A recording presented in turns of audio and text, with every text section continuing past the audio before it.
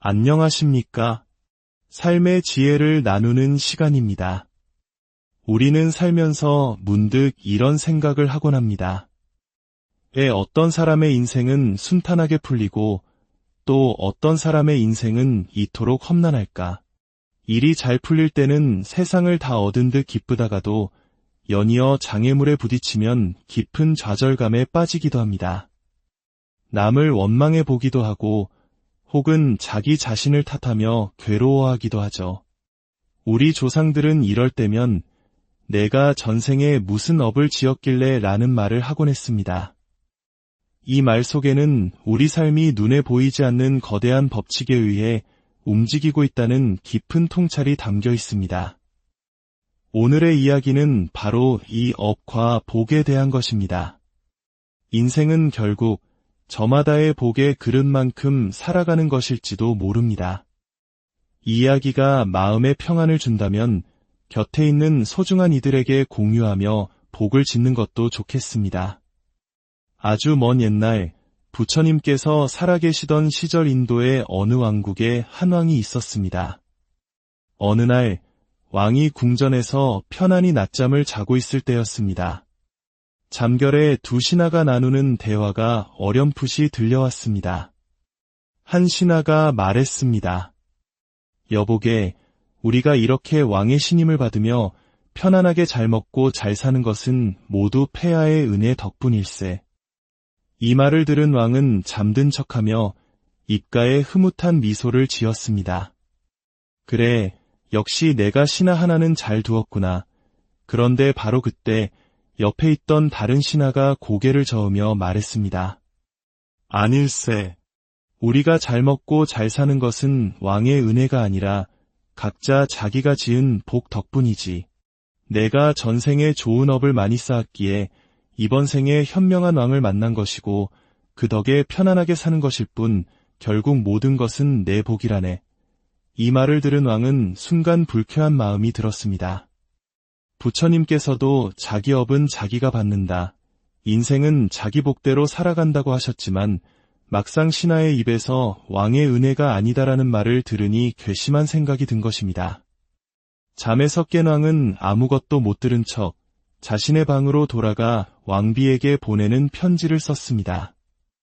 왕비여, 이 편지를 가져가는 신하에게 아주 큰 보물을 선물로 내리도록 하시오. 그리고는 자신을 칭찬했던 첫 번째 신하를 불렀습니다. 왕은 흡족한 미소를 지으며 말했습니다. 이 편지를 왕비에게 전해주게. 아주 중요한 서신이니 절대 다른 사람에게 맡기지 말고 자네가 직접 전해야 하네. 예, 폐하. 명을 받들겠습니다. 신하는 왕의 명령을 받고 급히 왕비의 처소로 향했습니다. 며칠이 지난 어느 날이었습니다. 한 신하가 왕 앞에 나아와 큰 절을 올리며 말했습니다. 폐하, 이토록 귀한 보물을 하사하시니 그 은혜에 몸둘 바를 모르겠습니다. 진심으로 감사드립니다. 왕은 고개를 들어 신하의 얼굴을 보았습니다. 그런데 이게 어찌된 일일까요? 감사의 인사를 올리는 신하는 왕이 편지를 보냈던 그 신하가 아니었습니다. 바로 모든 것은 내 복이다라고 말했던 왕이 괘씸하게 여겼던 바로 그 두 번째 신하였던 것입니다. 왕은 너무나 놀라 편지를 전달했던 첫 번째 신하를 급히 불렀습니다. 대체 어찌된 일이냐? 내가 분명 너에게 직접 편지를 전하라 하지 않았느냐? 신하는 벌벌 떨며 자초지종을 아뢰었습니다. 폐하, 용서하여 주시옵소서. 폐하의 명을 받고 급히 왕비전으로 달려가던 중 그만 계단에서 발을 헛디뎌 크게 넘어지고 말았습니다. 코피가 터져 온몸이 피범벅이 되었는데 이 흉한 모습으로 왕비전을 뵐 수는 없었습니다. 옷을 갈아입고 상처를 닦으려면 시간이 너무 지체될 것 같아 마침 옆을 지나던 가장 친한 동료에게 편지를 대신 전해달라 부탁했던 것입니다. 그제야 왕은 모든 상황을 깨닫고 무릎을 탁 쳤습니다. 아, 부처님 말씀이 과연 옳구나. 인생은 정말 자기 복대로 사는 것이로다. 내가 저 신하에게 보물을 주려 하였으나 결국 복 있는 주인은 따로 있었구나. 세상에서 가장 강한 것이 왕의 권력이라 생각했건만 내 힘으로도 저 사람의 업과 복을 이길 수는 없구나. 그렇습니다. 눈에 보이지는 않지만 우리의 삶을 움직이는 거대한 힘, 그것이 바로 우리가 지은 업의 결과인 복인 것입니다. 이와 비슷한 또 다른 이야기가 있습니다. 부처님 당시 한 왕에게는 세상 모든 것을 다 가진 듯한 아름다운 공주가 있었습니다. 공주는 얼굴이 아름다웠을 뿐만 아니라 성품 또한 비단결처럼 곱고 총명하여 모든 이들의 사랑을 한 몸에 받았습니다. 왕은 이 딸을 너무나 사랑하여 늘 곁에 두고 아꼈습니다. 하루는 왕이 공주를 품에 안고 장난스럽게 물었습니다. 사랑하는 내 딸아, 내가 이처럼 모든 사람에게 사랑받고 온갖 부귀영화를 누리며 행복하게 사는 것이 다 누구 덕인 것 같으냐? 왕은 당연히 모두 아바마마 덕분입니다라는 대답을 기대했습니다. 하지만 공주는 맑은 눈으로 아버지를 바라보며 또렷하게 대답했습니다. 아바마마, 이 모든 것은 제가 전생에 지은 선한 업 덕분입니다. 모두 제 복으로 살아가는 것입니다. 그 말을 듣는 순간 왕의 얼굴은 굳어졌습니다. 부처님의 가르침에 비추어 보면 맞는 말이었지만 사랑하는 딸의 입에서 나온 말이 너무나 섭섭하고 괘씸하게 느껴졌던 것입니다. 화가 난 왕은 시종에게 명령했습니다. 당장 이 나라에서 가장 가난하고 젊은 거지를 하나 데려오너라. 잠시 후 남루한 차림의 젊은 거지가 왕 앞에 끌려왔습니다. 왕은 공주를 향해 차갑게 말했습니다. 내 복이 얼마나 대단한지 시험해보겠다. 내가 내 복으로 산다면 이 거지와 결혼해서도 잘 살 수 있겠지. 당장 이 자와 함께 궁을 떠나거라. 왕비가 울며 말렸지만 왕의 노여움은 하늘을 찔렀습니다. 결국 공주는 젊은 거지와 함께 궁궐에서 쫓겨나고 말았습니다. 공주의 이름은 성광, 즉 성스러운 빛이라는 뜻이었습니다. 그녀는 자신에게 닥친 운명 앞에서도 절망하지 않았습니다. 오히려 자신에게는 스스로 일어설 수 있는 복의 힘이 있다고 굳게 믿었습니다. 성광 공주는 거지가 된 남편의 초라한 움막으로 가서 남편에게 정중히 절을 올리며 말했습니다. 부처님께서는 부부의 인연이 참으로 깊고 깊다고 하셨습니다. 제가 당신과 짝이 된 것도 전생의 깊은 인연 때문일 것입니다. 지금 사람들은 교만한 탓에 아버지에게 쫓겨난 저를 비웃겠지만 저는 그렇게 생각하지 않습니다. 행복과 불행은 모두 자기 자신 안에 있다고 하셨으니 이제부터 우리 함께 복과 선업을 쌓으며 행복하게 살아봅시다. 공주는 남편에게 물었습니다.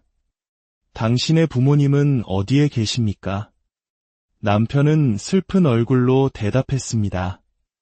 원래 우리 집은 이 나라에서 손꼽히는 부자였습니다. 하지만 제가 어렸을 때 부모님께서 갑자기 돌아가시고 집에 큰 불이 나면서 저는 하루아침에 고아가 되어 거지로 살게 되었습니다. 그 말을 들은 공주의 눈이 빛났습니다. 그렇다면 당신이 살던 옛집으로 가봅시다. 제게 짐작가는 바가 있습니다. 두 사람은 폐허가 된 남편의 옛집으로 향했습니다. 잡초가 무성한 폐허 속에서 성광공주는 무언가를 찾기 시작했습니다. 복이 많은 사람은 넘어져도 그냥 넘어지지 않는 법이라고 했던가요? 그녀는 곧 땅속에 묻혀있던 아무도 발견하지 못했던 거대한 금은보화 상자를 찾아냈습니다. 공주는 남편에게 말했습니다. 모든 부모는 자식을 사랑하는 법입니다. 당신의 부모님께서도 분명 당신의 미래를 위해 재산을 숨겨두셨을 거라 생각했습니다. 제가 가진 복의 힘이 우리를 이곳으로 이끈 것입니다. 그들은 그 보물로 큰 집을 짓고 하인들을 거느리며 궁궐에서 살던 것보다 더 행복하고 풍요로운 나날을 보내게 되었습니다. 한편 딸을 내쫓은 왕은 매일 밤 죄책감에 시달렸습니다. 내가 순간의 화를 참지 못하고 눈에 넣어도 아프지 않을 내 딸을 사지로 내몰았구나. 왕은 결국 시종을 보내 딸의 소식을 알아보게 했습니다. 얼마 후 시종이 돌아와 놀라운 소식을 전했습니다. 폐하, 놀라지 마시옵소서. 공주님께서는 거지와 결혼했음에도 불구하고 지금은 궁궐에서보다 더 큰 부자가 되어 행복하게 살고 계십니다. 왕은 너무나 놀라 딸과 사위를 궁으로 불렀습니다. 왕은 딸에게 눈물로 사과하며 어찌된 영문인지를 물었고 딸은 그간의 모든 이야기를 담담하게 풀어놓았습니다. 모든 이야기를 들은 왕은 깊이 감탄하며 말했습니다. 자기 업은 자기가 받는구나. 자기 복대로 살아간다는 부처님의 가르침이 조금도 틀리지 않았구나. 왕은 다음날 부처님을 찾아가 이 모든 이야기를 아뢰고 물었습니다. 거룩하신 세존이시여, 제 딸은 대체 전생에 어떤 인연이 있었기에 거지와 결혼하는 시련 속에서도 그 행복을 끝까지 누릴 수 있었던 것입니까? 부처님께서는 자비로운 미소로 답하셨습니다. 왕이여, 아주 먼 과거 생에 당신의 딸은 반두라는 이름의 왕비였소. 그녀는 마음이 착하고 불심이 깊어 늘 가난하고 어려운 사람들에게 보시하고 수행자들에게 공양을 올렸으며 부처님의 사리를 모신 탑과 불상을 조성하여 널리 불법을 전하는 큰 공덕을 지었소. 그 강력한 선업의 힘으로 태어날 때마다 왕족이나 귀족으로 태어나 행복을 누렸으며 이번 생에도 공주로 태어나 그 복을 누릴 수 있었던 것이오. 부처님께서는 이어서 말씀하셨습니다. 그리고 지금 공주의 남편이 된 그 거지는 전생에 바로 그 반두 왕비의 남편이었던 왕이었소. 그는 처음에는 아내가 불법을 믿고 복 짓는 것을 못마땅하게 여기며 방해하고 악담을 했었지. 그 업보로 인해 이번 생의 초년에는 거지로 태어나 고통받았던 것이오. 하지만 나중에는 아내의 간절한 설득에 마음을 돌려 함께 선업을 많이 지었기에 그 공덕의 힘으로 머나먼 전생의 아내였던 성광공주를 다시 만나 큰 복을 누리게 된 것이라네. 악업은 악업대로, 선업은 선업대로. 그 모든 결과는 오롯이 자신이 받는 것입니다. 살아가면서 좋은 일이 많이 생긴다면 그것은 과거에 내가 지은 복이 많다는 증거입니다. 반대로 힘든 일이 자꾸 생긴다면 그것은 과거에 지은 복을 다 쓰고 악업의 과보를 받는 것일 수 있습니다. 그러니 우리는 지금 이 순간 끊임없이 복을 짓고 선업을 쌓아야 합니다. 운명은 정해져 있는 것이 아닙니다. 내가 지은 업의 책임을 지고 끊임없이 선한 마음으로 노력한다면 우리는 스스로 자신의 운명을 바꿀 수 있습니다. 복은 하늘에서 떨어지는 것이 아니라 바로 나 자신이 짓는 것입니다. 우리 삶에서 마주치는 기쁨과 슬픔, 만남과 헤어짐, 그 모든 것에는 이처럼 깊은 인연의 실타래가 얽혀 있습니다. 인생에 우연은 없습니다. 모든 것은 내가 뿌린 씨앗의 결과입니다. 그러므로 우리는 남을 원망할 필요가 없습니다. 원망해야 할 것은 선업과 복을 부지런히 짓지 않았던 과거의 어리석은 자기 자신일 뿐입니다. 부처님께서는 이렇게 말씀하셨습니다. 세상에 태어날 때 사람마다 입안에 도끼를 가지고 있다. 그 도끼로 자기 몸을 찍는 것은 바로 나쁜 말 때문이다. 내가 뱉은 말 한마디, 내가 행한 행동 하나가 결국 돌고 돌아 나에게로 돌아옵니다. 그렇다면 진정한 행복은 어디에 있을까요?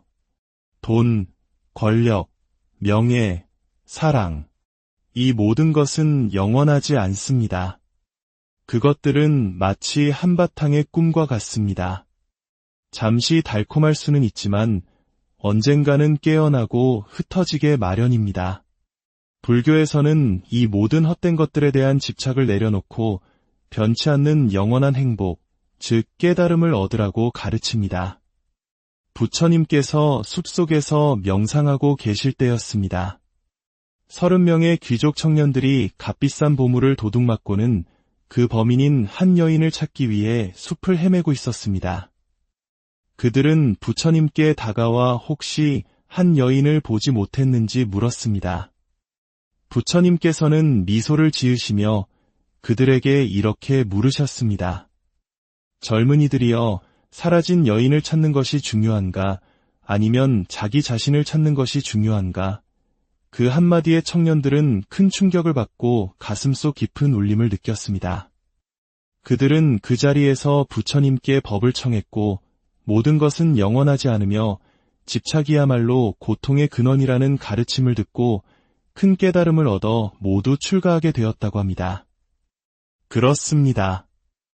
이 꿈과 같은 인생에서 우리가 진정으로 찾아야 할 것은 잃어버린 보물이나 사라진 사람이 아닙니다. 바로 자기 자신을 찾는 것입니다. 그리고 그 길은 마음속의 번뇌와 집착을 내려놓는 것에서 시작됩니다. 여러분, 행복해지고 싶으십니까? 그렇다면 복을 지으십시오. 선한 업을 쌓으십시오. 공덕을 베푸십시오. 그 복과 선업과 공덕의 힘이 덧없는 꿈과 같은 인생의 파도를 넘어 여러분을 진정한 행복과 평화의 길, 안녕하십니까? 삶의 지혜를 나누는 시간입니다. 우리는 살면서 문득 이런 생각을 하곤 합니다. 왜 어떤 사람의 인생은 순탄하게 풀리고 또 어떤 사람의 인생은 이토록 험난할까? 일이 잘 풀릴 때는 세상을 다 얻은 듯 기쁘다가도 연이어 장애물에 부딪히면 깊은 좌절감에 빠지기도 합니다. 남을 원망해 보기도 하고 혹은 자기 자신을 탓하며 괴로워하기도 하죠. 우리 조상들은 이럴 때면 내가 전생에 무슨 업을 지었길래 라는 말을 하곤 했습니다. 이 말 속에는 우리 삶이 눈에 보이지 않는 거대한 법칙에 의해 움직이고 있다는 깊은 통찰이 담겨 있습니다. 오늘의 이야기는 바로 이 업과 복에 대한 것입니다. 인생은 결국 저마다의 복의 그릇만큼 살아가는 것일지도 모릅니다. 이 이야기가 마음의 평안을 준다면 곁에 있는 소중한 이들에게 공유하며 복을 짓는 것도 좋겠습니다. 아주 먼 옛날 부처님께서 살아계시던 시절 인도의 어느 왕국에 한 왕이 있었습니다. 어느 날 왕이 궁전에서 편안히 낮잠을 자고 있을 때였습니다. 잠결에 두 신하가 나누는 대화가 어렴풋이 들려왔습니다. 한 신하가 말했습니다. 여보게, 우리가 이렇게 왕의 신임을 받으며 편안하게 잘 먹고 잘 사는 것은 모두 폐하의 은혜 덕분일세. 이 말을 들은 왕은 잠든 척하며 입가에 흐뭇한 미소를 지었습니다. 그래, 역시 내가 신하 하나는 잘 두었구나. 그런데 바로 그때 옆에 있던 다른 신하가 고개를 저으며 말했습니다. 아닐세. 우리가 잘 먹고 잘 사는 것은 왕의 은혜가 아니라 각자 자기가 지은 복 덕분이지. 내가 전생에 좋은 업을 많이 쌓았기에 이번 생에 현명한 왕을 만난 것이고 그 덕에 편안하게 사는 것일 뿐 결국 모든 것은 내 복이라네. 이 말을 들은 왕은 순간 불쾌한 마음이 들었습니다. 부처님께서도 자기 업은 자기가 받는다. 인생은 자기 복대로 살아간다고 하셨지만 막상 신하의 입에서 왕의 은혜가 아니다라는 말을 들으니 괘씸한 생각이 든 것입니다. 잠에서 깬 왕은 아무것도 못 들은 척 자신의 방으로 돌아가 왕비에게 보내는 편지를 썼습니다. 왕비여, 이 편지를 가져가는 신하에게 아주 큰 보물을 선물로 내리도록 하시오. 그리고는 자신을 칭찬했던 첫 번째 신하를 불렀습니다. 왕은 흡족한 미소를 지으며 말했습니다. 이 편지를 왕비에게 전해주게. 아주 중요한 서신이니 절대 다른 사람에게 맡기지 말고 자네가 직접 전해야 하네. 예, 폐하. 명을 받들겠습니다. 신하는 왕의 명령을 받고 급히 왕비의 처소로 향했습니다. 며칠이 지난 어느 날이었습니다. 한 신하가 왕 앞에 나아와 큰 절을 올리며 말했습니다. 폐하, 이토록 귀한 보물을 하사하시니 그 은혜에 몸 둘 바를 모르겠습니다. 진심으로 감사드립니다. 왕은 고개를 들어 신하의 얼굴을 보았습니다. 그런데 이게 어찌된 일일까요? 감사의 인사를 올리는 신하는 왕이 편지를 보냈던 그 신하가 아니었습니다. 바로 모든 것은 내 복이다라고 말했던, 왕이 괘씸하게 여겼던 바로 그 두 번째 신하였던 것입니다. 왕은 너무나 놀라 편지를 전달했던 첫 번째 신하를 급히 불렀습니다. 대체 어찌 된 일이냐? 내가 분명 너에게 직접 편지를 전하라 하지 않았느냐? 신하는 벌벌 떨며 자초지종을 아뢰었습니다. 폐하, 용서하여 주시옵소서. 폐하의 명을 받고 급히 왕비전으로 달려가던 중 그만 계단에서 발을 헛디뎌 크게 넘어지고 말았습니다. 코피가 터져 온몸이 피범벅이 되었는데 이 흉한 모습으로 왕비전을 뵐 수는 없었습니다. 옷을 갈아입고 상처를 닦으려면 시간이 너무 지체될 것 같아 마침 옆을 지나던 가장 친한 동료에게 편지를 대신 전해달라 부탁했던 것입니다. 그제야 왕은 모든 상황을 깨닫고 무릎을 탁 쳤습니다. 아, 부처님 말씀이 과연 옳구나. 인생은 정말 자기 복대로 사는 것이로다. 내가 저 신하에게 보물을 주려 하였으나 결국 복 있는 주인은 따로 있었구나. 세상에서 가장 강한 것이 왕의 권력이라 생각했건만 내 힘으로도 저 사람의 업과 복을 이길 수는 없구나. 그렇습니다. 눈에 보이지는 않지만 우리의 삶을 움직이는 거대한 힘, 그것이 바로 우리가 지은 업의 결과인 복인 것입니다. 이와 비슷한 또 다른 이야기가 있습니다. 부처님 당시 한 왕에게는 세상 모든 것을 다 가진 듯한 아름다운 공주가 있었습니다. 공주는 얼굴이 아름다웠을 뿐만 아니라 성품 또한 비단결처럼 곱고 총명하여 모든 이들의 사랑을 한 몸에 받았습니다. 왕은 이 딸을 너무나 사랑하여 늘 곁에 두고 아꼈습니다. 하루는 왕이 공주를 품에 안고 장난스럽게 물었습니다. 사랑하는 내 딸아, 내가 이처럼 모든 사람에게 사랑받고 온갖 부귀영화를 누리며 행복하게 사는 것이 다 누구 덕인 것 같으냐? 왕은 당연히 모두 아바마마 덕분입니다라는 대답을 기대했습니다. 하지만 공주는 맑은 눈으로 아버지를 바라보며 또렷하게 대답했습니다. 아바마마, 이 모든 것은 제가 전생에 지은 선한 업 덕분입니다. 모두 제 복으로 살아가는 것입니다. 그 말을 듣는 순간 왕의 얼굴은 굳어졌습니다. 부처님의 가르침에 비추어 보면 맞는 말이었지만 사랑하는 딸의 입에서 나온 말이 너무나 섭섭하고 괘씸하게 느껴졌던 것입니다. 화가 난 왕은 시종에게 명령했습니다. 당장 이 나라에서 가장 가난하고 젊은 거지를 하나 데려오너라. 잠시 후 남루한 차림의 젊은 거지가 왕 앞에 끌려왔습니다. 왕은 공주를 향해 차갑게 말했습니다. 내 복이 얼마나 대단한지 시험해보겠다. 내가 내 복으로 산다면 이 거지와 결혼해서도 잘 살 수 있겠지. 당장 이 자와 함께 궁을 떠나거라. 왕비가 울며 말렸지만 왕의 노여움은 하늘을 찔렀습니다. 결국 공주는 젊은 거지와 함께 궁궐에서 쫓겨나고 말았습니다. 공주의 이름은 성광, 즉 성스러운 빛이라는 뜻이었습니다. 그녀는 자신에게 닥친 운명 앞에서도 절망하지 않았습니다. 오히려 자신에게는 스스로 일어설 수 있는 복의 힘이 있다고 굳게 믿었습니다. 성광 공주는 거지가 된 남편의 초라한 움막으로 가서 남편에게 정중히 절을 올리며 말했습니다. 부처님께서는 부부의 인연이 참으로 깊고 깊다고 하셨습니다. 제가 당신과 짝이 된 것도 전생의 깊은 인연 때문일 것입니다. 지금 사람들은 교만한 탓에 아버지에게 쫓겨난 저를 비웃겠지만 저는 그렇게 생각하지 않습니다. 행복과 불행은 모두 자기 자신 안에 있다고 하셨으니 이제부터 우리 함께 복과 선업을 쌓으며 행복하게 살아봅시다. 공주는 남편에게 물었습니다. 당신의 부모님은 어디에 계십니까? 남편은 슬픈 얼굴로 대답했습니다. 원래 우리 집은 이 나라에서 손꼽히는 부자였습니다. 하지만 제가 어렸을 때 부모님께서 갑자기 돌아가시고 집에 큰 불이 나면서 저는 하루아침에 고아가 되어 거지로 살게 되었습니다. 그 말을 들은 공주의 눈이 빛났습니다.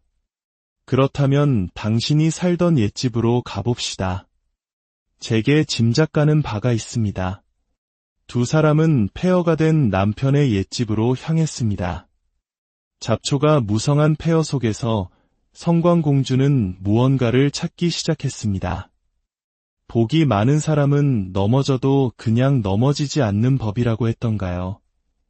그녀는 곧 땅속에 묻혀있던 아무도 발견하지 못했던 거대한 금은보화 상자를 찾아냈습니다. 공주는 남편에게 말했습니다. 모든 부모는 자식을 사랑하는 법입니다. 당신의 부모님께서도 분명 당신의 미래를 위해 재산을 숨겨두셨을 거라 생각했습니다. 제가 가진 복의 힘이 우리를 이곳으로 이끈 것입니다. 그들은 그 보물로 큰 집을 짓고 하인들을 거느리며 궁궐에서 살던 것보다 더 행복하고 풍요로운 나날을 보내게 되었습니다. 한편 딸을 내쫓은 왕은 매일 밤 죄책감에 시달렸습니다. 내가 순간의 화를 참지 못하고 눈에 넣어도 아프지 않을 내 딸을 사지로 내몰았구나. 왕은 결국 시종을 보내 딸의 소식을 알아보게 했습니다. 얼마 후 시종이 돌아와 놀라운 소식을 전했습니다. 폐하, 놀라지 마시옵소서. 공주님께서는 거지와 결혼했음에도 불구하고 지금은 궁궐에서보다 더 큰 부자가 되어 행복하게 살고 계십니다. 왕은 너무나 놀라 딸과 사위를 궁으로 불렀습니다.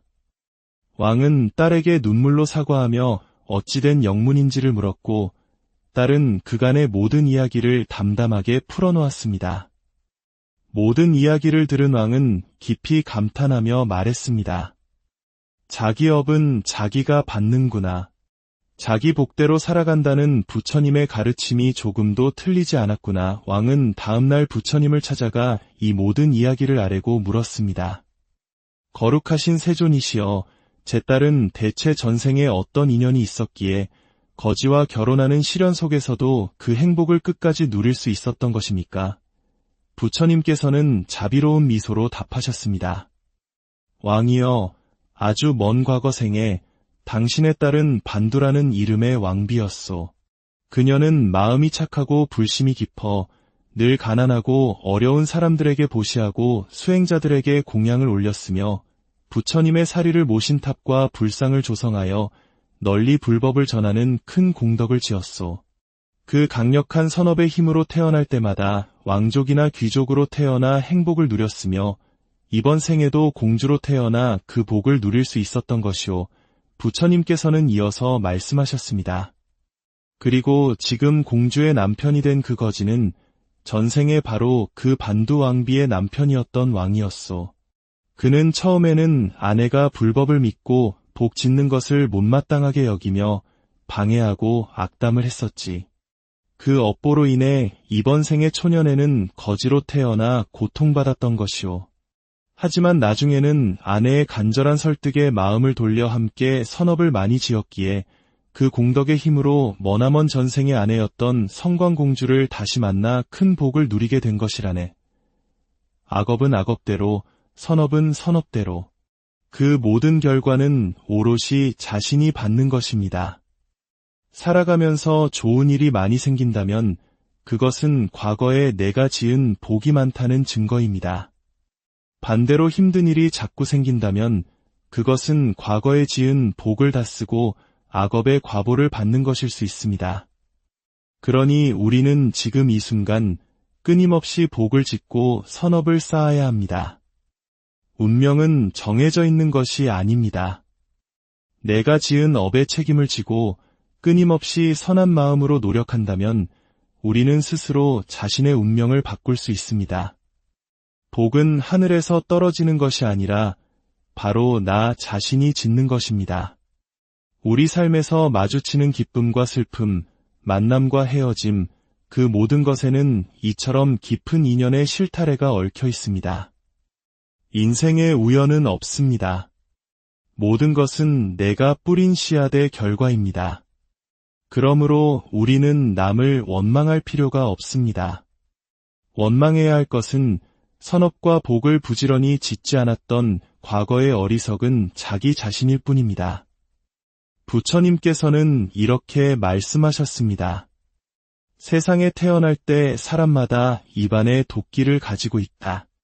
그 도끼로 자기 몸을 찍는 것은 바로 나쁜 말 때문이다. 내가 뱉은 말 한마디, 내가 행한 행동 하나가 결국 돌고 돌아 나에게로 돌아옵니다. 그렇다면 진정한 행복은 어디에 있을까요? 돈, 권력, 명예, 사랑. 이 모든 것은 영원하지 않습니다. 그것들은 마치 한바탕의 꿈과 같습니다. 잠시 달콤할 수는 있지만 언젠가는 깨어나고 흩어지게 마련입니다. 불교에서는 이 모든 헛된 것들에 대한 집착을 내려놓고 변치 않는 영원한 행복, 즉 깨달음을 얻으라고 가르칩니다. 부처님께서 숲속에서 명상하고 계실 때였습니다. 30명의 귀족 청년들이 값비싼 보물을 도둑맞고는 그 범인인 한 여인을 찾기 위해 숲을 헤매고 있었습니다. 그들은 부처님께 다가와 혹시 한 여인을 보지 못했는지 물었습니다. 부처님께서는 미소를 지으시며 그들에게 이렇게 물으셨습니다. 젊은이들이여, 사라진 여인을 찾는 것이 중요한가, 아니면 자기 자신을 찾는 것이 중요한가? 그 한마디에 청년들은 큰 충격을 받고 가슴속 깊은 울림을 느꼈습니다. 그들은 그 자리에서 부처님께 법을 청했고 모든 것은 영원하지 않으며 집착이야말로 고통의 근원이라는 가르침을 듣고 큰 깨달음을 얻어 모두 출가하게 되었다고 합니다. 그렇습니다. 이 꿈과 같은 인생에서 우리가 진정으로 찾아야 할 것은 잃어버린 보물이나 사라진 사람이 아닙니다. 바로 자기 자신을 찾는 것입니다. 그리고 그 길은 마음속의 번뇌와 집착을 내려놓는 것에서 시작됩니다. 여러분, 행복해지고 싶으십니까? 그렇다면 복을 지으십시오. 선한 업을 쌓으십시오. 공덕을 베푸십시오. 그 복과 선업과 공덕의 힘이 덧없는 꿈과 같은 인생의 파도를 넘어 여러분을 진정한 행복과 평화의 길, 안녕하십니까? 삶의 지혜를 나누는 시간입니다. 우리는 살면서 문득 이런 생각을 하곤 합니다. 어떤 사람의 인생은 순탄하게 풀리고 또 어떤 사람의 인생은 이토록 험난할까? 일이 잘 풀릴 때는 세상을 다 얻은 듯 기쁘다가도 연이어 장애물에 부딪히면 깊은 좌절감에 빠지기도 합니다. 남을 원망해 보기도 하고 혹은 자기 자신을 탓하며 괴로워하기도 하죠. 우리 조상들은 이럴 때면 내가 전생에 무슨 업을 지었길래 라는 말을 하곤 했습니다. 이 말 속에는 우리 삶이 눈에 보이지 않는 거대한 법칙에 의해 움직이고 있다는 깊은 통찰이 담겨 있습니다. 오늘의 이야기는 바로 이 업과 복에 대한 것입니다. 인생은 결국 저마다의 복의 그릇만큼 살아가는 것일지도 모릅니다. 이 이야기가 마음의 평안을 준다면 곁에 있는 소중한 이들에게 공유하며 복을 짓는 것도 좋겠습니다. 아주 먼 옛날 부처님께서 살아계시던 시절 인도의 어느 왕국에 한 왕이 있었습니다. 어느 날 왕이 궁전에서 편안히 낮잠을 자고 있을 때였습니다. 잠결에 두 신하가 나누는 대화가 어렴풋이 들려왔습니다. 한 신하가 말했습니다. 여보게, 우리가 이렇게 왕의 신임을 받으며 편안하게 잘 먹고 잘 사는 것은 모두 폐하의 은혜 덕분일세. 이 말을 들은 왕은 잠든 척하며 입가에 흐뭇한 미소를 지었습니다. 그래, 역시 내가 신하 하나는 잘 두었구나. 그런데 바로 그때 옆에 있던 다른 신하가 고개를 저으며 말했습니다. 아닐세. 우리가 잘 먹고 잘 사는 것은 왕의 은혜가 아니라 각자 자기가 지은 복 덕분이지. 내가 전생에 좋은 업을 많이 쌓았기에 이번 생에 현명한 왕을 만난 것이고 그 덕에 편안하게 사는 것일 뿐 결국 모든 것은 내 복이라네. 이 말을 들은 왕은 순간 불쾌한 마음이 들었습니다. 부처님께서도 자기 업은 자기가 받는다. 인생은 자기 복대로 살아간다고 하셨지만 막상 신하의 입에서 왕의 은혜가 아니다라는 말을 들으니 괘씸한 생각이 든 것입니다. 잠에서 깬 왕은 아무것도 못 들은 척 자신의 방으로 돌아가 왕비에게 보내는 편지를 썼습니다. 왕비여, 이 편지를 가져가는 신하에게 아주 큰 보물을 선물로 내리도록 하시오. 그리고는 자신을 칭찬했던 첫 번째 신하를 불렀습니다. 왕은 흡족한 미소를 지으며 말했습니다. 이 편지를 왕비에게 전해주게. 아주 중요한 서신이니 절대 다른 사람에게 맡기지 말고 자네가 직접 전해야 하네. 예, 폐하. 명을 받들겠습니다. 신하는 왕의 명령을 받고 급히 왕비의 처소로 향했습니다. 며칠이 지난 어느 날이었습니다. 한 신하가 왕 앞에 나아와 큰 절을 올리며 말했습니다. 폐하, 이토록 귀한 보물을 하사하시니 그 은혜에 몸둘 바를 모르겠습니다. 진심으로 감사드립니다. 왕은 고개를 들어 신하의 얼굴을 보았습니다. 그런데 이게 어찌된 일일까요? 감사의 인사를 올리는 신하는 왕이 편지를 보냈던 그 신하가 아니었습니다. 바로 모든 것은 내 복이다라고 말했던 왕이 괘씸하게 여겼던 바로 그 두 번째 신하였던 것입니다. 왕은 너무나 놀라 편지를 전달했던 첫 번째 신하를 급히 불렀습니다. 대체 어찌된 일이냐? 내가 분명 너에게 직접 편지를 전하라 하지 않았느냐? 신하는 벌벌 떨며 자초지종을 아뢰었습니다. 폐하, 용서하여 주시옵소서. 폐하의 명을 받고 급히 왕비전으로 달려가던 중 그만 계단에서 발을 헛디뎌 크게 넘어지고 말았습니다. 코피가 터져 온몸이 피범벅이 되었는데 이 흉한 모습으로 왕비전을 뵐 수는 없었습니다. 옷을 갈아입고 상처를 닦으려면 시간이 너무 지체될 것 같아 마침 옆을 지나던 가장 친한 동료에게 편지를 대신 전해달라 부탁했던 것입니다. 그제야 왕은 모든 상황을 깨닫고 무릎을 탁 쳤습니다. 아, 부처님 말씀이 과연 옳구나. 인생은 정말 자기 복대로 사는 것이로다. 내가 저 신하에게 보물을 주려 하였으나 결국 복 있는 주인은 따로 있었구나. 세상에서 가장 강한 것이 왕의 권력이라 생각했건만 내 힘으로도 저 사람의 업과 복을 이길 수는 없구나. 그렇습니다. 눈에 보이지는 않지만 우리의 삶을 움직이는 거대한 힘, 그것이 바로 우리가 지은 업의 결과인 복인 것입니다. 이와 비슷한 또 다른 이야기가 있습니다. 부처님 당시 한 왕에게는 세상 모든 것을 다 가진 듯한 아름다운 공주가 있었습니다. 공주는 얼굴이 아름다웠을 뿐만 아니라 성품 또한 비단결처럼 곱고 총명하여 모든 이들의 사랑을 한 몸에 받았습니다. 왕은 이 딸을 너무나 사랑하여 늘 곁에 두고 아꼈습니다. 하루는 왕이 공주를 품에 안고 장난스럽게 물었습니다. 사랑하는 내 딸아, 내가 이처럼 모든 사람에게 사랑받고 온갖 부귀영화를 누리며 행복하게 사는 것이 다 누구 덕인 것 같으냐? 왕은 당연히 모두 아바마마 덕분입니다라는 대답을 기대했습니다. 하지만 공주는 맑은 눈으로 아버지를 바라보며 또렷하게 대답했습니다. 아바마마, 이 모든 것은 제가 전생에 지은 선한 업 덕분입니다. 모두 제 복으로 살아가는 것입니다. 그 말을 듣는 순간 왕의 얼굴은 굳어졌습니다. 부처님의 가르침에 비추어 보면 맞는 말이었지만 사랑하는 딸의 입에서 나온 말이 너무나 섭섭하고 괘씸하게 느껴졌던 것입니다. 화가 난 왕은 시종에게 명령했습니다. 당장 이 나라에서 가장 가난하고 젊은 거지를 하나 데려오너라. 잠시 후 남루한 차림의 젊은 거지가 왕 앞에 끌려왔습니다. 왕은 공주를 향해 차갑게 말했습니다. 내 복이 얼마나 대단한지 시험해보겠다. 내가 내 복으로 산다면 이 거지와 결혼해서도 잘 살 수 있겠지. 당장 이 자와 함께 궁을 떠나거라. 왕비가 울며 말렸지만 왕의 노여움은 하늘을 찔렀습니다.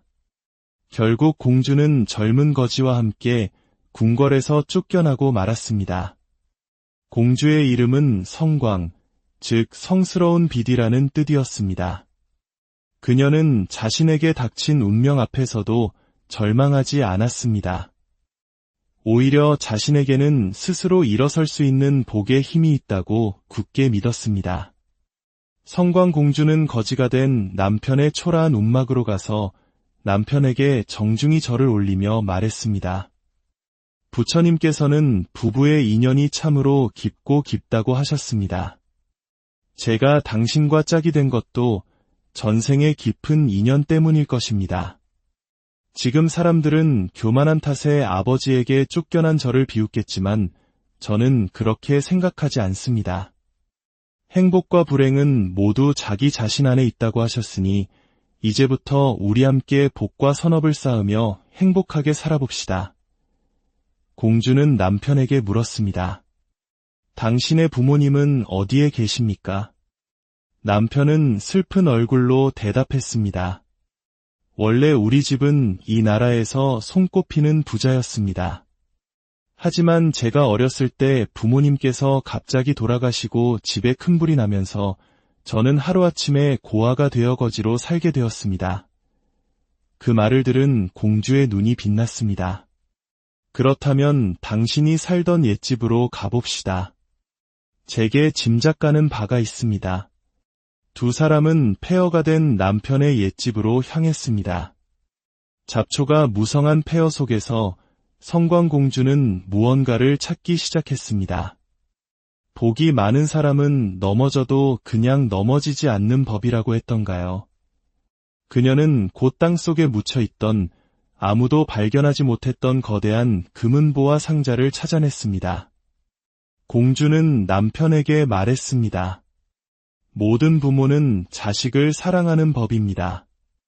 당신의 부모님께서도 분명 당신의 미래를 위해 재산을 숨겨두셨을 거라 생각했습니다. 제가 가진 복의 힘이 우리를 이곳으로 이끈 것입니다. 그들은 그 보물로 큰 집을 짓고 하인들을 거느리며 궁궐에서 살던 것보다 더 행복하고 풍요로운 나날을 보내게 되었습니다. 한편 딸을 내쫓은 왕은 매일 밤 죄책감에 시달렸습니다. 내가 순간의 화를 참지 못하고 눈에 넣어도 아프지 않을 내 딸을 사지로 내몰았구나. 왕은 결국 시종을 보내 딸의 소식을 알아보게 했습니다. 얼마 후 시종이 돌아와 놀라운 소식을 전했습니다. 폐하, 놀라지 마시옵소서. 공주님께서는 거지와 결혼했음에도 불구하고 지금은 궁궐에서보다 더 큰 부자가 되어 행복하게 살고 계십니다. 왕은 너무나 놀라 딸과 사위를 궁으로 불렀습니다. 왕은 딸에게 눈물로 사과하며 어찌된 영문인지를 물었고 딸은 그간의 모든 이야기를 담담하게 풀어놓았습니다. 모든 이야기를 들은 왕은 깊이 감탄하며 말했습니다. 자기 업은 자기가 받는구나. 자기 복대로 살아간다는 부처님의 가르침이 조금도 틀리지 않았구나. 왕은 다음날 부처님을 찾아가 이 모든 이야기를 아뢰고 물었습니다. 거룩하신 세존이시여, 제 딸은 대체 전생에 어떤 인연이 있었기에 거지와 결혼하는 시련 속에서도 그 행복을 끝까지 누릴 수 있었던 것입니까? 부처님께서는 자비로운 미소로 답하셨습니다. 왕이여, 아주 먼 과거 생에 당신의 딸은 반두라는 이름의 왕비였소. 그녀는 마음이 착하고 불심이 깊어 늘 가난하고 어려운 사람들에게 보시하고 수행자들에게 공양을 올렸으며 부처님의 사리를 모신 탑과 불상을 조성하여 널리 불법을 전하는 큰 공덕을 지었소. 그 강력한 선업의 힘으로 태어날 때마다 왕족이나 귀족으로 태어나 행복을 누렸으며 이번 생에도 공주로 태어나 그 복을 누릴 수 있었던 것이오. 부처님께서는 이어서 말씀하셨습니다. 그리고 지금 공주의 남편이 된 그 거지는 전생에 바로 그 반두 왕비의 남편이었던 왕이었소. 그는 처음에는 아내가 불법을 믿고 복 짓는 것을 못마땅하게 여기며 방해하고 악담을 했었지. 그 업보로 인해 이번 생의 초년에는 거지로 태어나 고통받았던 것이오.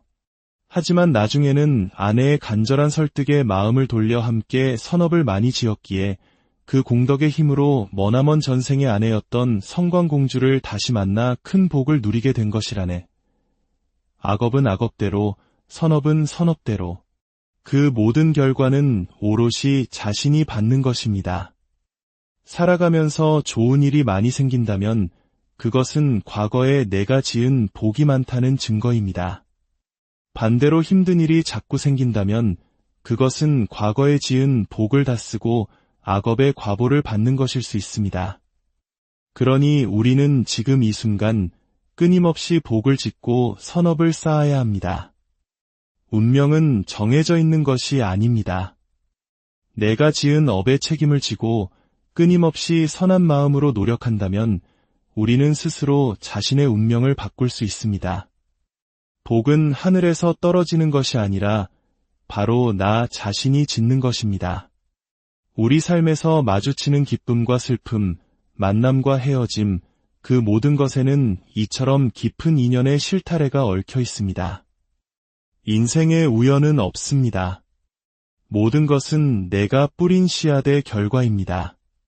그러므로 우리는 남을 원망할 필요가 없습니다.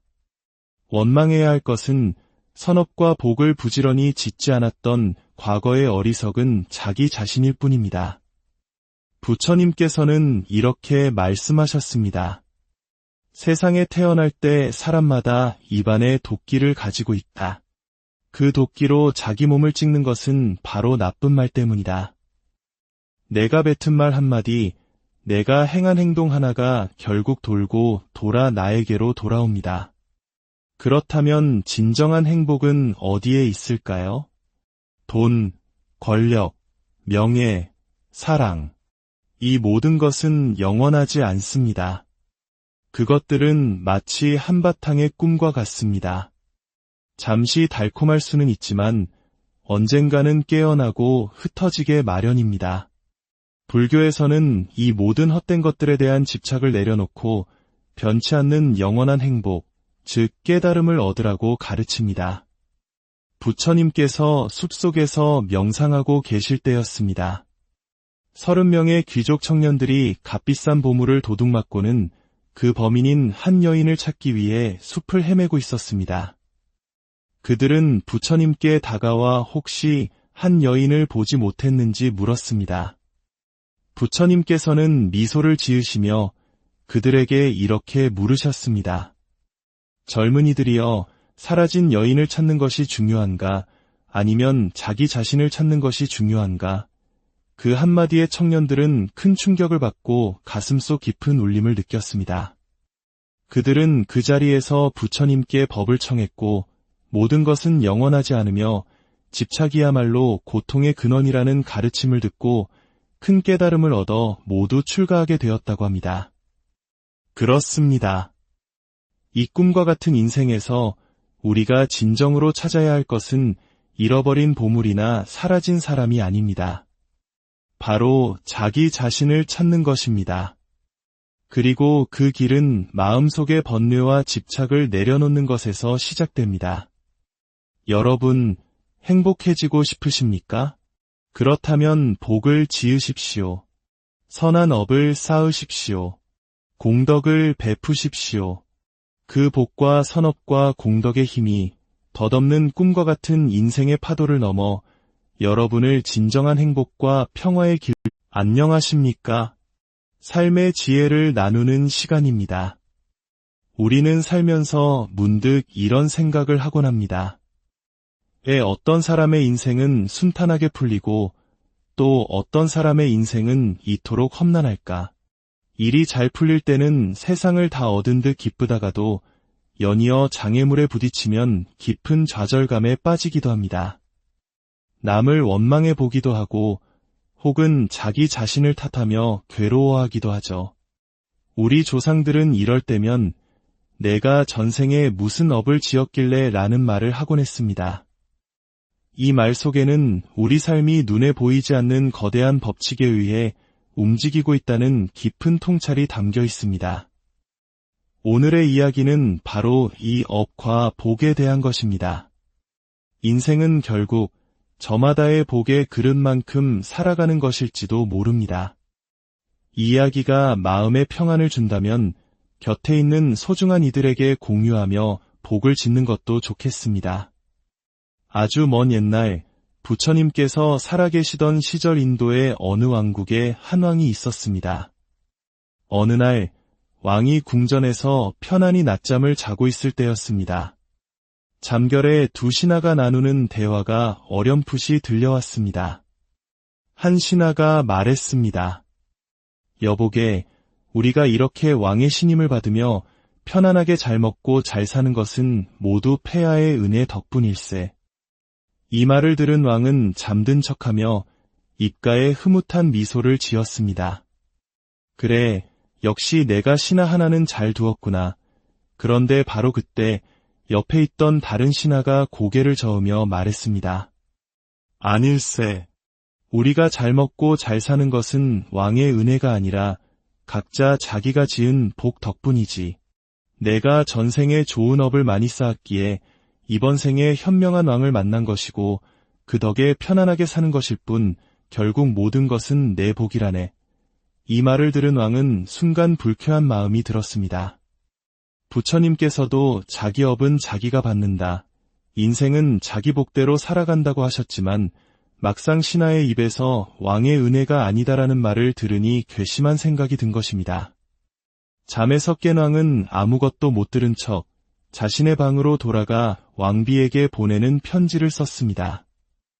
왕비여, 이 편지를 가져가는 신하에게 아주 큰 보물을 선물로 내리도록 하시오. 그리고는 자신을 칭찬했던 첫 번째 신하를 불렀습니다. 왕은 흡족한 미소를 지으며 말했습니다. 이 편지를 왕비에게 전해주게. 아주 중요한 서신이니 절대 다른 사람에게 맡기지 말고 자네가 직접 전해야 하네. 예, 폐하. 명을 받들겠습니다. 신하는 왕의 명령을 받고 급히 왕비의 처소로 향했습니다. 며칠이 지난 어느 날이었습니다. 한 신하가 왕 앞에 나아와 큰 절을 올리며 말했습니다. 폐하, 이토록 귀한 보물을 하사하시니 그 은혜에 몸둘 바를 모르겠습니다. 진심으로 감사드립니다. 왕은 고개를 들어 신하의 얼굴을 보았습니다. 그런데 이게 어찌된 일일까요? 감사의 인사를 올리는 신하는 왕이 편지를 보냈던 그 신하가 아니었습니다. 바로 모든 것은 내 복이다라고 말했던 왕이 괘씸하게 여겼던 바로 그 두 번째 신하였던 것입니다. 왕은 너무나 놀라 편지를 전달했던 첫 번째 신하를 급히 불렀습니다. 대체 어찌된 일이냐? 내가 분명 너에게 직접 편지를 전하라 하지 않았느냐? 신하는 벌벌 떨며 자초지종을 아뢰었습니다. 폐하, 용서하여 주시옵소서. 폐하의 명을 받고 급히 왕비전으로 달려가던 중 그만 계단에서 발을 헛디뎌 크게 넘어지고 말았습니다. 코피가 터져 온몸이 피범벅이 되었는데 이 흉한 모습으로 왕비전을 뵐 수는 없었습니다. 옷을 갈아입고 상처를 닦으려면 시간이 너무 지체될 것 같아 마침 옆을 지나던 가장 친한 동료에게 편지를 대신 전해달라 부탁했던 것입니다. 그제야 왕은 모든 상황을 깨닫고 무릎을 탁 쳤습니다. 아, 부처님 말씀이 과연 옳구나. 인생은 정말 자기 복대로 사는 것이로다. 내가 저 신하에게 보물을 주려 하였으나 결국 복 있는 주인은 따로 있었구나. 세상에서 가장 강한 것이 왕의 권력이라 생각했건만 내 힘으로도 저 사람의 업과 복을 이길 수는 없구나, 그렇습니다. 눈에 보이지는 않지만 우리의 삶을 움직이는 거대한 힘, 그것이 바로 우리가 지은 업의 결과인 복인 것입니다. 이와 비슷한 또 다른 이야기가 있습니다. 부처님 당시 한 왕에게는 세상 모든 것을 다 가진 듯한 아름다운 공주가 있었습니다. 공주는 얼굴이 아름다웠을 뿐만 아니라 성품 또한 비단결처럼 곱고 총명하여 모든 이들의 사랑을 한 몸에 받았습니다. 왕은 이 딸을 너무나 사랑하여 늘 곁에 두고 아꼈습니다. 하루는 왕이 공주를 품에 안고 장난스럽게 물었습니다. 사랑하는 내 딸아, 내가 이처럼 모든 사람에게 사랑받고 온갖 부귀영화를 누리며 행복하게 사는 것이 다 누구 덕인 것 같으냐? 왕은 당연히 모두 아바마마 덕분입니다라는 대답을 기대했습니다. 하지만 공주는 맑은 눈으로 아버지를 바라보며 또렷하게 대답했습니다. 아바마마, 이 모든 것은 제가 전생에 지은 선한 업 덕분입니다. 모두 제 복으로 살아가는 것입니다. 그 말을 듣는 순간 왕의 얼굴은 굳어졌습니다.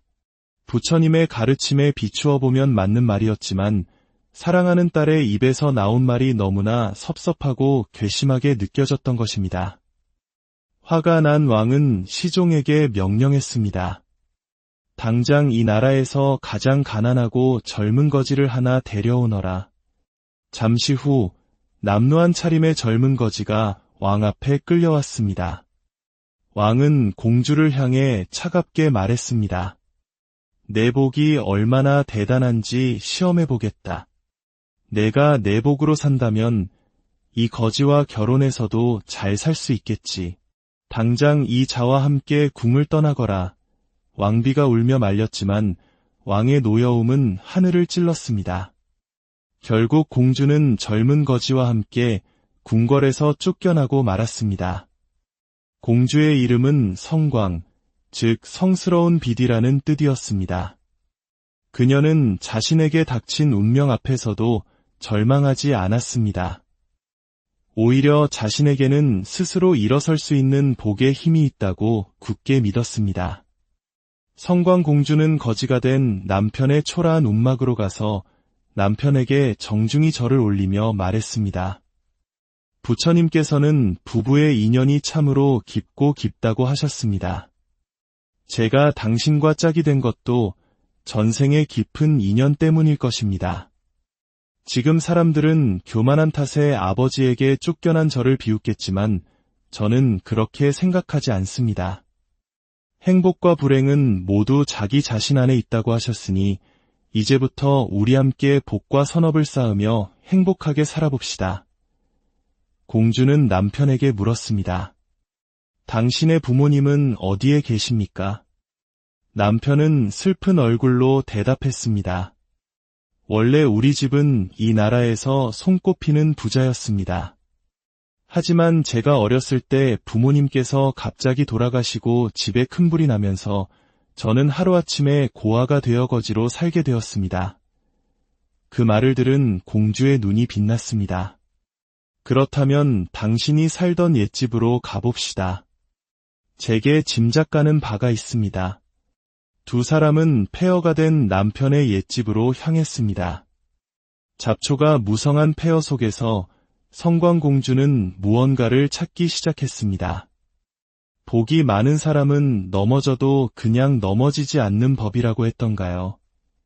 그녀는 곧 땅속에 묻혀있던 아무도 발견하지 못했던 거대한 금은보화 상자를 찾아냈습니다.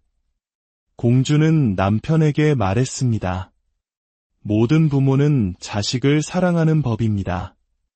당신의 부모님께서도 분명 당신의 미래를 위해 재산을 숨겨두셨을 거라 생각했습니다. 제가 가진 복의 힘이 우리를 이곳으로 이끈 것입니다. 그들은 그 보물로 큰 집을 짓고 하인들을 거느리며 궁궐에서 살던 것보다 더 행복하고 풍요로운 나날을 보내게 되었습니다. 한편 딸을 내쫓은 왕은 매일 밤 죄책감에 시달렸습니다. 내가 순간의 화를 참지 못하고 눈에 넣어도 아프지 않을 내 딸을 사지로 내몰았구나. 왕은 결국 시종을 보내 딸의 소식을 알아보게 했습니다.